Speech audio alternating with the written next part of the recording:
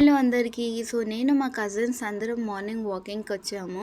ఇక్కడ చెరువు దగ్గరకు వచ్చేసాము. చాలా బాగుండే, చెరువులో పాములు కూడా ఉండే. మాకు తెలియకుండా మేము చెరువులో దిగాము. లాస్ట్‌కి చూసి షాక్ అయ్యాం. కానీ వాటర్‌లో మాత్రం చాలా బాగా అనిపించింది. వాటర్ చల్లగా అనిపించింది. ఎక్కడ చూడు 4 సైడ్స్ మొత్తం వాటరే. చూస్తున్నారు కదా, క్లియర్‌గా వాటర్ బాగానే ఉంది. కింద మట్టి మట్టి ఉండే. మొన్నటి వరకు పడిన వర్షాలకి రోడ్డు క్లోజ్ అయిపోయిందనమాట, లేదా రోడ్డు ఉండేది.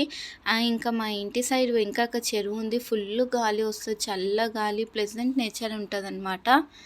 ఈవినింగ్ టైం టీ పట్టుకొని తాగుకుంటా మంచిగా వెదర్ని, నేచర్ని ఎంజాయ్ చేయొచ్చు. ఫుల్ గాలి వచ్చింది. లాస్ట్కి మేము చిలుకూరు టెంపుల్ దగ్గరకు వచ్చాము. అక్కడ బ్యాంగిల్ షాపింగ్కి వచ్చాము.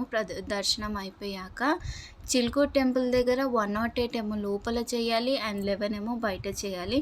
అది కూడా మండే, ట్యూస్డే, వెన్స్డేనేమో 108 లోపల చేసే ఆప్షన్ ఉంటుంది.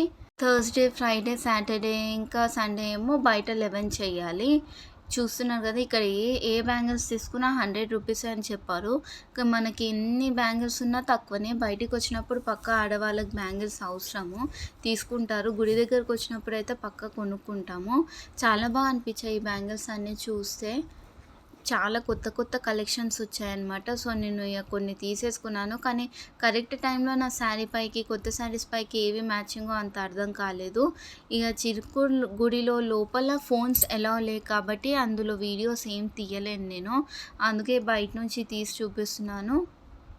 నేను వెళ్ళిన టైంకి అంత రష్ ఏం లేకుండే, ఎందుకంటే అప్పుడే గుడి ఓపెన్ అయింది కాబట్టి అంత రష్ లేకుండే. సో దగ్గరకు వచ్చేసి గుడి మాత్రం చాలా బాగుంది.